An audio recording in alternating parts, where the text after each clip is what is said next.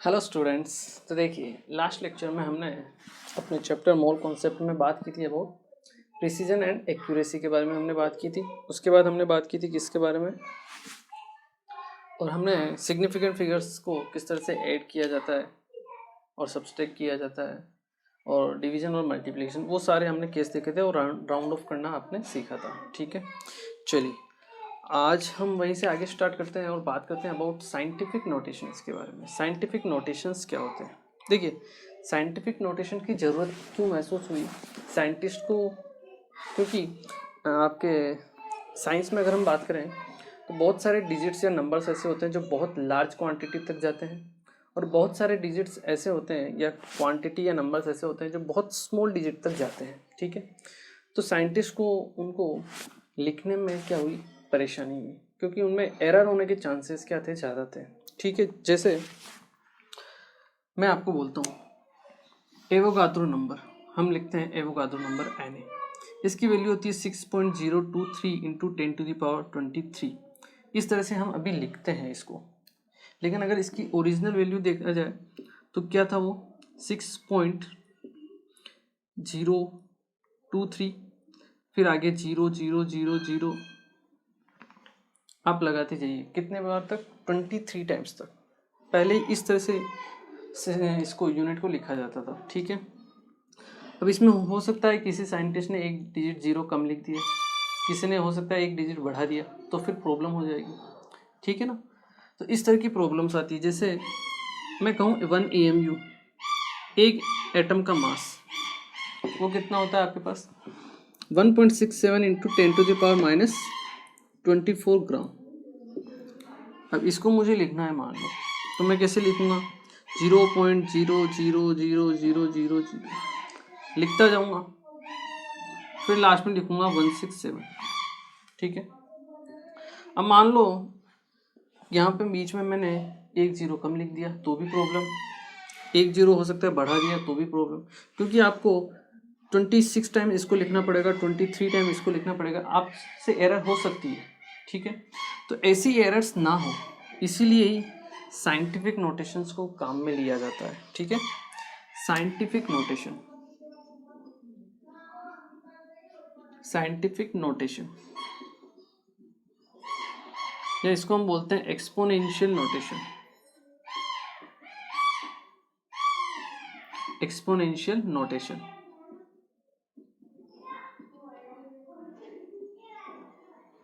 ठीक है, तो जो बहुत स्मॉल डिजिट्स होते हैं और बहुत लार्ज डिजिट्स होते हैं, उनको शॉर्ट फॉर्म में सही तरीके से लिखने के लिए जो टेक्निक या तरीका या नोटेशन का हम काम में लेते हैं, उन्हें क्या बोलते हैं, हम साइंटिफिक नोटेशन बोलते हैं। ठीक है, आई होप क्लियर हुआ होगा क्यों हमें इसकी ज़रूरत पड़ी। ठीक है, चलिए इसके बारे में हम लिख लेते हैं कुछ।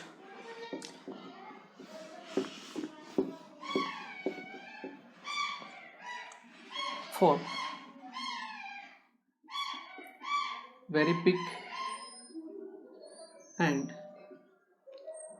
very small digit,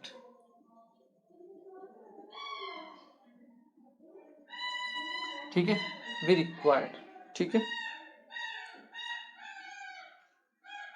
for very big and very small digit we use scientific notation, scientific notation, हम scientific notation यूज करते हैं, and any number is represented like, किस तरह से रिप्रेजेंट किया जाता है उसे, कैपिटल N इंटू 10⁻⁻⁴ n। किस तरह से रिप्रेजेंट किया जाता है, कैपिटल N इंटू 10⁻⁻⁴ n। यहाँ पे जो कैपिटल N है वो क्या है, आपका number, any number between 1.0002 to 9.9999 something तक। ठीक है ना, 9 के आगे भी है। ठीक है ना, कुल मिला के बात ये है कि 1 से बड़ा होना चाहिए और 10 से क्या होना चाहिए, छोटा होना चाहिए। 10 से अगर बड़ा हो गया तो वो इसमें काउंट हो जाएगा पावर में, ठीक है ना। तो ये होता है n कैपिटल वाला। स्मॉल n क्या होता है आपके पास, जो स्मॉल n होता है दैट इज एक्सपोनेंट, क्या होता है, एक्सपोनेंट, ठीक है। तो किसी भी बड़े डिजिट को हम इस तरह से क्या कर सकते हैं, रिप्रेजेंट कर सकते हैं, ठीक है। तो पहले तो ये बड़े डिजिट्स के लिए होता था, हम इसको छोटे डिजिट्स या किसी भी डिजिट्स के लिए यूज में ले सकते हैं, उसमें कोई दिक्कत वाली बात नहीं है, ठीक है ना। जैसे मान लो आपको लिखना है 648, ठीक है। इसको मुझे लिखना, तो मैं कैसे लिखूंगा, इसको मैं लिख सकता हूँ 6.48 इंटू 10⁻², क्योंकि मुझे यहाँ पे जो डिजिट है वो 1 से 9 के बीच में ही लाना है, 1 से 10 के बीच में ही लाना है, ठीक है। तो मैं इसको 64.8 भी नहीं लिख सकता हूँ, मुझे 6.48 ही लिखना पड़ेगा, ठीक है। या फिर मैं 0.68 भी नहीं लिखूँगा, मैं लिखूँगा 6.48। पॉइंट बीच में यहाँ 2 डिजिट पे लगाया तो आप पावर में 2 कर दो, ठीक है। ये कितना होता है 100 इंटू 6.48 कितना होता है 648, सेम है, उसमें कोई दिक्कत वाली बात आपको नहीं मिलेगी, ठीक है। ये जो एक्सपोनेंट है ये आपका कुछ भी हो सकता है, पॉजिटिव भी हो सकता है, नेगेटिव भी हो सकता है, उसमें कोई दिक्कत वाली बात नहीं है, ठीक है ना। एक्सपोनेंट आपका पॉजिटिव भी हो सकता है, नेगेटिव भी हो सकता है, ठीक है। चाहो तो लिख सकते हो आप कैन बी पॉजिटिव और नेगेटिव, हमने पता ही है हमें, ठीक है। आप लोगों को पता होगा 10⁻+2 10⁻−2 सब लिखते हैं, ठीक है ना। जैसे मैंने लिखा 328.65, ठीक है। इसको मुझे लिखना है साइंटिफिक नोटेशन में, कैसे लिखूंगा मैं 3.2865 इंटू 10⁻²। मैंने पॉइंट यहाँ 2 डिजिट में आगे बढ़ाया तो आप 10⁻² कर दो, ठीक है। जैसे मैं लिखता हूँ 0.00625, ठीक है। इसको मुझे लिखना है, कोई दिक्कत नहीं है। क्या करूँगा, पॉइंट को आगे बढ़ाऊंगा, कहाँ तक 1 2 3 डिजिट तक आगे बढ़ाऊंगा, तो ये आएगा 6.25 इंटू 10⁻³ आएगा। यहाँ पे 1 से छोटा है ना, माइनस में जाएगा, ठीक है। बड़ा है तो प्लस में। क्लियर, आई होप क्लियर होगा।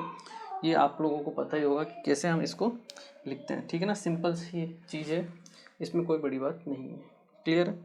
इस तरह से हम क्या कर सकते हैं, एक्सपोनेंट को या साइंटिफिक नोटेशंस को रिप्रेजेंट करते हैं। अब हम बात करते हैं इसमें अगर आपको एडिशन करना हो और मल्टीप्लिकेशन करना हो, सब्सट्रैक्शन करना हो, तो हम कैसे करते हैं, ठीक है ना। उसके बारे में हम बात कर लेते हैं, इसे एक बार आप नोट कीजिए।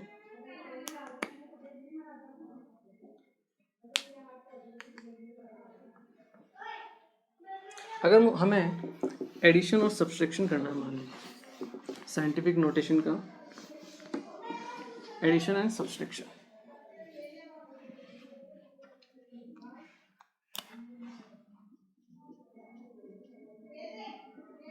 Addition and subtraction,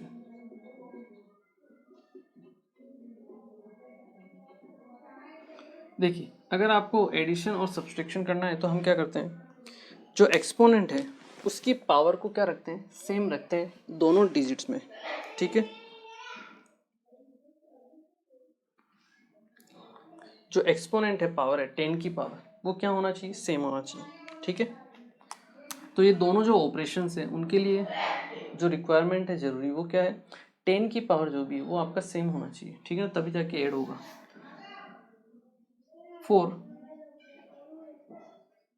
these two operations, two operation मतलब ये एडिशन हो या फिर सब्सट्रैक्शन हो, ठीक है।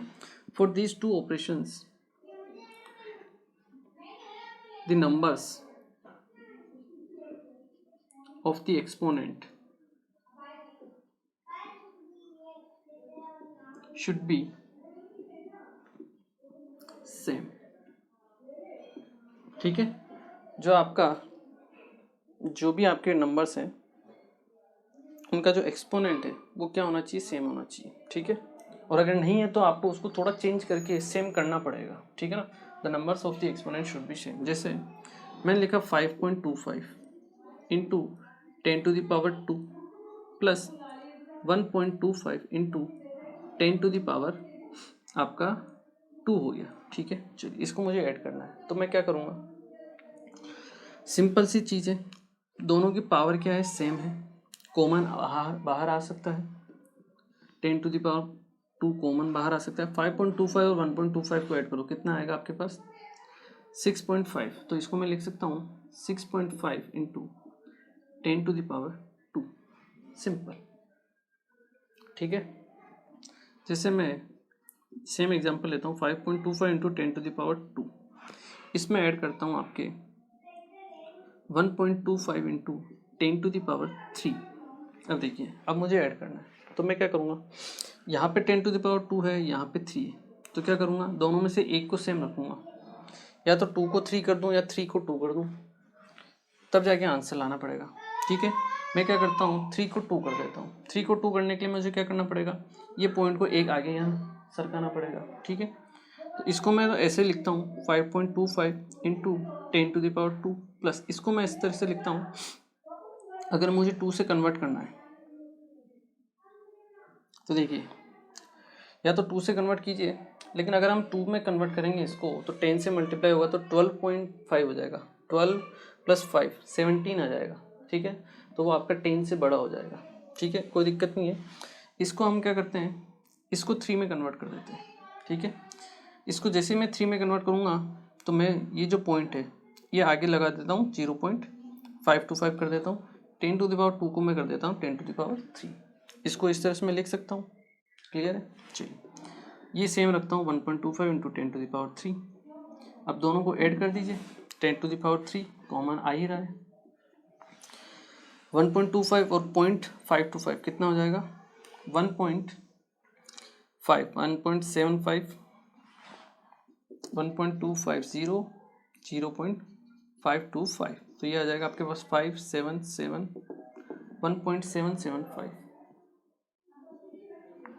ठीक है, 1.775। क्लियर है, ये आपका आंसर रहेगा, कोई दिक्कत वाली बात नहीं है। ठीक है, आपका जो पावर है वो क्या होनी चाहिए, सेम होनी चाहिए। और इसी तरह से आपको क्या करना है, सब्सट्रैक्शन हो तो भी आपको पावर सेम ही लेनी है। क्लियर है, नेक्स्ट हम बात करते हैं मल्टीप्लिकेशन एंड डिवीजन के लिए। इसमें इसको एक बार आप नोट कर लीजिए। चलिए,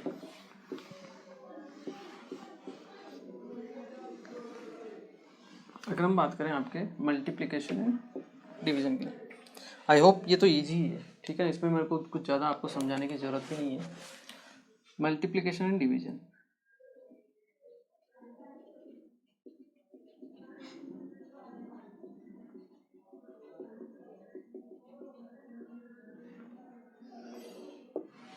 अगर हम बात करें मल्टीप्लिकेशन एंड डिवीजन के लिए तो सेम रूल अपने को अपनाना है जो हम एक्सपोनेंशियल नंबर्स में काम में लेते हैं। ठीक है, for this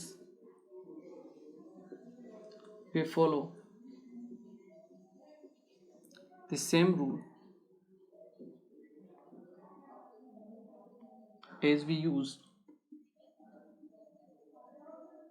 in exponential number। ठीक है, जैसे 1.5 इंटू 10⁻² इंटू आपको करना है। ठीक है, ये एक डिजिट एक है और इसको आपको मल्टीप्लाई करना है किसके साथ, 5 इंटू 10⁻² या 3 ले लीजिए या 4 ले लीजिए। ठीक है, तो अब इसमें ऐसा कोई जरूरी नहीं कि आपको पावर सेम करनी, कोई दिक्कत वाली बात नहीं। आप क्या कीजिए, 5 को मल्टीप्लाई कीजिए 1.5 से, कितना आता है 7.5 इंटू 10⁻² है और 10⁻4 है, दोनों को ऐड कर दीजिए 10⁻² + 4, आपका आंसर क्या आएगा 7.5 इंटू 10⁻6। कहने का मतलब ये है कि आपके पास अगर a इंटू 10⁻x है और इसको आप मल्टीप्लाई कर रहे हो b इंटू 10⁻y के साथ। ठीक है, तो जो आपका आंसर आएगा that should be a into b into 10⁻x + y। ये होता है आपका एक्सपोनेंशियल नंबर्स का रूल्स। ठीक है, आई एम श्योर पता होगा ये आपको, ठीक है ना, इसमें कोई बड़ी बात नहीं है। क्लियर है? तो यही सिंपल तरीका है जो आपको काम में लेना है, ठीक है। माइनस में भी हो सकता है, कोई दिक्कत वाली बात नहीं। जैसे 1.5 इंटू 10⁵, इसको मल्टीप्लाई किया हमने 3 इंटू 10⁻⁻2 के साथ में, ठीक है, कोई दिक्कत नहीं है। तो 3 इंटू 1.5 कितना होता है? 4.5 इंटू 10⁻+5 और -2, दोनों को ऐड कर दिया, कितना बचेगा? 3 बचेगा। 5 - 2 कितना होता है? 3। तो आंसर आएगा 4.5 इंटू 10⁻3। ठीक है ना, सिंपल है। आई थिंक मुझे इसमें कोई आपको ज़्यादा समझाने की ज़रूरत नहीं है, ये आप लोगों ने मैथ्स में पढ़ ही लिया होगा, ठीक है। फिर भी हम हमारे सिलेबस में है, कोर्स में है, एनसीईआरटी में दिया हुआ है, इसलिए हम इसको एक बार पढ़ लेते हैं। क्लियर है? चलिए, तो ये तरीका है किसके लिए? आपका मल्टीप्लिकेशन एंड डिवीजन के लिए। चलिए, इसे एक बार आप नोट कर लीजिए, फिर हम आगे की बात करते हैं। चलिए, तो देखिए यहाँ पे आपका क्या होता है, चैप्टर का जो पोर्शन है जो बहुत कम काम में आता है वो आपका कंप्लीट होता है, ठीक है। अब हम इस चैप्टर के मेन पोर्शन में एंटर करने जा रहे हैं, ठीक है, जहाँ पर हम atoms, molecules, atomic mass, molar mass, ठीक है, आपके मोल्स, इन सब के बारे में क्या करेंगे, बात करेंगे, रिएक्शंस वगैरह के बारे में बात करेंगे, ठीक है। तो अपना जो मेन चैप्टर है वो अब से आपका क्या होता है, स्टार्ट होता है, ठीक है। तो सबसे पहले हम स्टार्ट करेंगे विथ वेरी फर्स्ट थ्योरी जो एटम के लिए दी गई थी और जिसे दिया था आपके डाल्टन ने, ठीक है। तो डाल्टन्स एटॉमिक थ्योरी वैसे मैंने आपको फाउंडेशन में पढ़ा है, लेकिन एक बार फिर हम उसको पढ़ेंगे, ठीक है ना। चलिए, तो स्टार्ट करते हैं। That is first one theory, that is Dalton's atomic theory.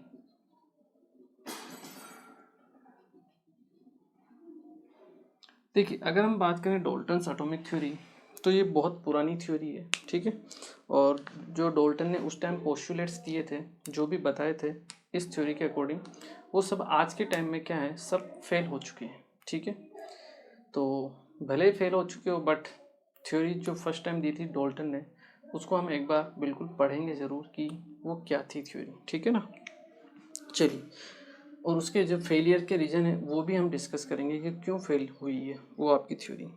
तो डाल्टन की जो थ्योरी थे उसके कुछ पॉइंट्स थे।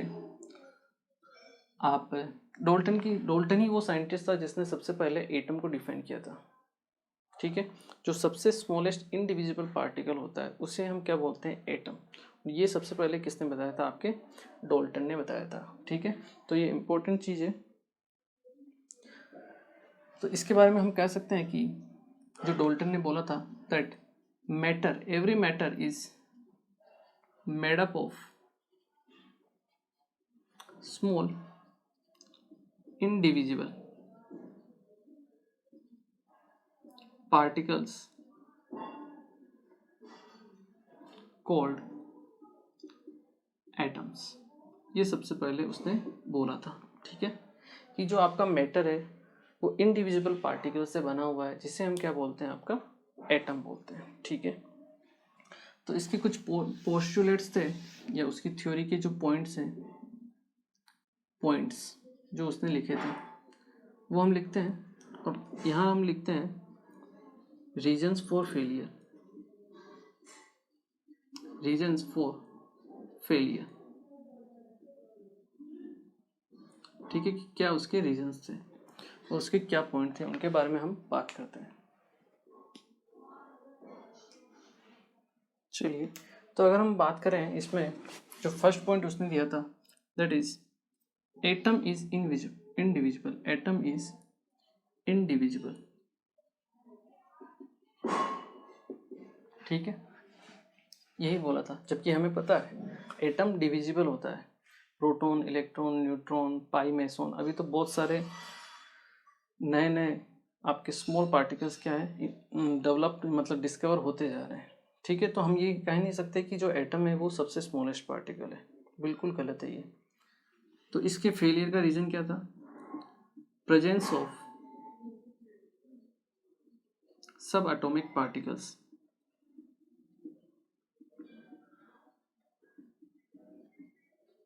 Like proton, electron and neutron. ठीक है, ये इसके फेलियर का रीजन था। सेकंड पॉइंट अगर हम देखें जो डाल्टन ने बोला था, डाल्टन ने ये बोला था कि एक एलिमेंट के अंदर जितने भी एटम्स प्रेजेंट है वो आइडेंटिकल होते हैं। ठीक है, all the atoms present in an element are identical in all respect. It means they have identical size, shape, mass, जितनी भी प्रॉपर्टीज है एटम से रिलेटेड वो सब क्या होंगी, सेम होंगी। मतलब आपने नाइट्रोजन लिया तो नाइट्रोजन के जितने भी एटम्स है सब सेम होंगे, कार्बन लिया तो कार्बन के जितने भी एटम्स होंगे सब सेम होंगे, सबका मास सेम होगा। बट ऐसा नहीं है। क्यों? क्योंकि देखिए आइसोटोप्स प्रेजेंट होते हैं, और आइसोटोप्स क्या होते हैं, जिनमें एटॉमिक नंबर तो सेम होता है बट एटॉमिक मास क्या होता है, डिफरेंट होता है। अब इसने तो बोल दिया कि कार्बन है तो उसके सारे एटम्स सेम है, आइडेंटिकल है, बट आपको भी पता है कि कार्बन में एक एटम, उसका एटॉमिक नंबर आपका कार्बन का 12 है, तो एक एटम कार्बन का ऐसा भी होगा जिसका एटॉमिक नंबर 13 होगा और एक का क्या होगा, 14 होगा। क्लोरीन है, उसमें भी डिफरेंट डिफरेंट आपके क्या होते हैं, एटॉमिक मास होते हैं। ठीक है, तो आइसोटोप्स प्रेजेंस में आ गए। उस टाइम प्रेजेंट नहीं थे, डाल्टन ने जब ये थ्योरी दी थी तब आइसोटोप प्रेजेंट नहीं थे, लेकिन आज के टाइम में आइसोटोप्स प्रेजेंट हैं। तो ये जो पॉइंट है उसका क्या होता है, रॉन्ग प्रूफ होता है। तो फेलियर का रीजन क्या है, presence of isotopes which have identical atomic number but different atomic mass। ठीक है, कार्बन 12, 13, 14 इस तरह मिल सकते हैं आपको, चाहो तो लिख सकते हो C12, C13, C14। ठीक है, आइसोटोप्स होते हैं। थर्ड अगर हम बात करें तो थर्ड जो पॉइंट डाल्टन ने दिया था, उसने बोला था कि जितने भी आपके एटम्स हैं कंबाइन होते हैं वो फिक्स्ड रेशियो में क्या होते हैं, कंबाइन होते हैं। जैसे वाटर बना है तो 2 हाइड्रोजन और 1 ऑक्सीजन से मिलकर बना है, CO2 बना है तो 1 कार्बन और 2 ऑक्सीजन से मिलकर बना है। ये उसका स्टेटमेंट था। ठीक है, atoms are combined in a fixed ratio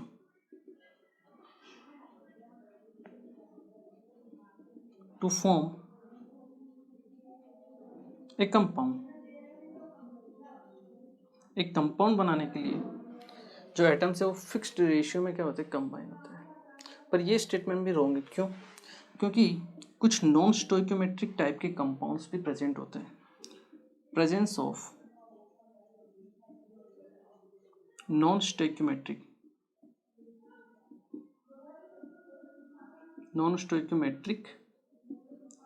compounds. अभी नॉन स्टोइकोमेट्रिक कंपाउंड्स कौन से होते हैं? ये होते हैं आपके जैसे Fe0.93O, Fe0.95O। ये जो कंपाउंड्स होते हैं इनको हम बोलते हैं नॉन स्टोइकोमेट्रिक कंपाउंड। ठीक है, जिनकी स्टोइकोमेट्री फिक्स नहीं होती, जो मतलब सिंगल डिजिट में नहीं होते, 1, 2, 3 इस टाइप में नहीं होते, वो पॉइंटों में होते हैं। ठीक है, जैसे सिंपल फॉर्मूला होता है आपका FeO, इसमें एक Fe है और एक ऑक्सीजन है। ठीक है, Fe2O3, उसमें 2 आयरन है 3 ऑक्सीजन है, तो ये फिक्स्ड रेशियो हुआ। लेकिन यहाँ पर आयरन कितना है, 0.93 है और ऑक्सीजन 1 है, Fe 0.95 है और ऑक्सीजन 1 है, तो ये फिक्स्ड रेशियो नहीं है। ठीक है, तो ऐसे कंपाउंड एग्जिस्ट करते हैं, डिस्कवरीज हो चुकी है। तो यहाँ से ये इसका जो थर्ड पॉइंट है, फिक्स्ड रेशियो में आपके कंपाउंड फॉर्म होते हैं, ये भी गलत हुआ, ठीक है। Atoms presence of non stoichiometric compounds, ठीक है। फोर्थ अगर हम बात करें तो डाल्टन ने बोला था कि किसी भी केमिकल रिएक्शन में जो आपके एटम्स है वो कंजर्व रहते हैं, ठीक है। मतलब एटम को ना तो क्रिएट किया जा सकता है ना ही डिस्ट्रॉय किया जा सकता है। तो फोर्थ पॉइंट है वो हम लिख सकते हैं, that is atoms are conserve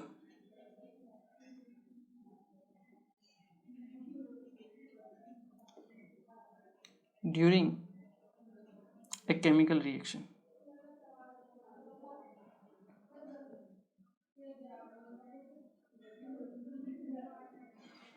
ठीक है, एटम्स क्या होते हैं, कंजर्व रहते हैं, ठीक है, ड्यूरिंग ए केमिकल रिएक्शन। मतलब एटम्स को ना तो क्रिएट किया जा सकता है ना ही डिस्ट्रॉय किया जाता है। Means atoms can neither be created nor destroy. ये उसका फोर्थ स्टेटमेंट था, बट ये स्टेटमेंट भी रॉन्ग है। क्यों?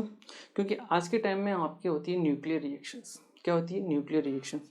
और न्यूक्लियर रिएक्शंस में होता क्या है, आप एक कंपाउंड से दूसरा रेडियो एक्टिव कंपाउंड फॉर्म कर सकते हो, एक रेडियो एक्टिव कंपाउंड से दूसरा रेडियो एक्टिव कंपाउंड फॉर्म कर सकते हो, बिल्कुल ऐसा होता है, ठीक है। तो इस वजह से जैसे यूरेनियम से आप क्या बना सकते हो, पोलोनियम बना सकते हो, ठीक है। तो इस टाइप की जो रिएक्शंस होती है न्यूक्लियर रिएक्शंस, उनमें आपका ये जो स्टेटमेंट है वो क्या होता है, आपका रॉन्ग प्रूफ होता है, ठीक है। Presence of nuclear reaction,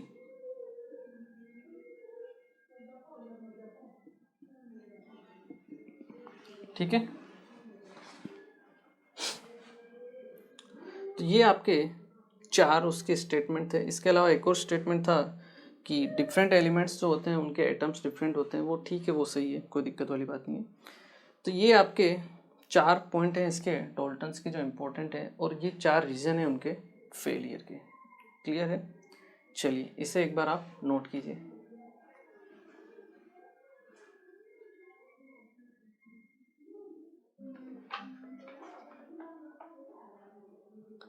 okay, तो देखिए आज के लेक्चर में हमने बेसिकली बात की साइंटिफिक नोटेशंस के बारे में हमने बात की, ठीक है। कैसे हम साइंटिफिक नोटेशन को यूज़ करते हैं, क्यों हमारे लिए और साइंटिस्ट के लिए इम्पोर्टेंट था उस समय, ठीक है, कि छोटी या बड़ी डिजिट को लिखने के लिए, कैलकुलेशन को आसान बनाने के लिए, एरर्स को कम करने के लिए साइंटिफिक नोटेशन को काम में लिया गया। कैसे एडिशन होता है, सब्सट्रैक्शन होता है, डिवीजन होता है, मल्टीप्लिकेशन होता है, वो मैंने आपको बताया। आई होप वो आपको पहले से पता ही होगा, क्योंकि मैथ्स में हम इतना तो पढ़ ही लेते हैं, ठीक है ना, 10th तक। तो वो इम्पोर्टेंट था। सेकंड थिंग हमने बात की अबाउट डाल्टन्स एटॉमिक थ्योरी में उसके जो पॉइंट्स थे वो हमने देखे, और उसके जो फेलियर्स के रीज़न थे वो भी हमने देखे कि क्यों वो आपकी फेल हो गई, ठीक है। चलिए नेक्स्ट क्लास में हम इसी से रिलेटेड आगे चीज़ों के बारे में पढ़ेंगे। अब अपना जो मेन चैप्टर है उसमें एंटर होना स्टार्ट हो रहे हैं, ठीक है ना। तो चलिए मिलते हैं फिर अपने नेक्स्ट लेक्चर में। Thank you very much.